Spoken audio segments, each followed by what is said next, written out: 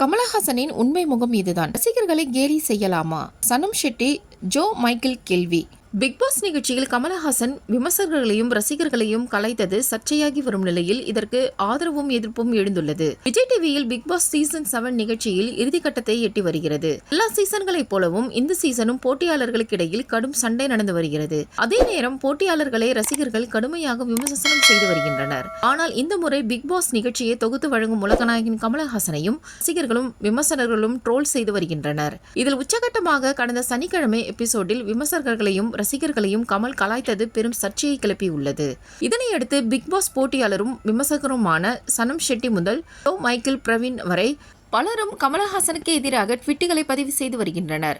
ஒவ்வொரு சீசன்களிலும் சோசியல் மீடியாக்களிலும் குவியும் ட்ரோல்களுக்கும் நிகழ்ச்சிகள் பற்றிய கருத்துக்களுக்கும் கமல் மட்டுமே பதிலளித்து வந்த நிலையில் இந்த சீசனில் அவரே டென்ஷன் ஆகி ஏகப்பட்ட விஷயங்கள் நடந்து வருவதால் அதற்கு பதிலடி கொடுக்கும் விதமாக பேசி தற்பொழுது விமர்சனங்களுக்கு உள்ளாகி வருகிறார்.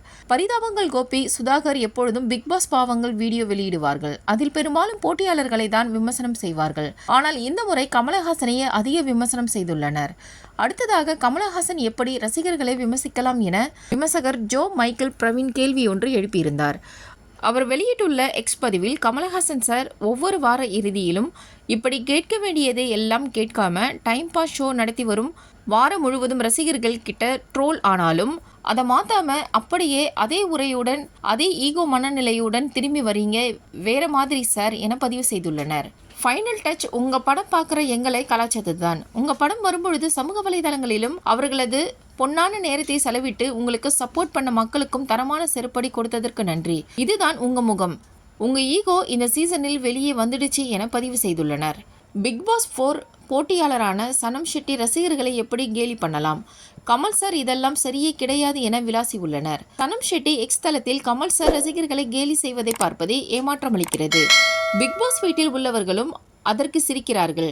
இந்த ரசிகர்கள் தான் உங்க படத்தை எல்லாம் பார்த்து சாதாரணமான நடிகரை ஸ்டார் ஆக்கியது. படத்தை புரிந்து கொள்ள எங்களுக்கு டைரக்ஷன் பற்றி தெரிய வேண்டிய அவசியமில்லை.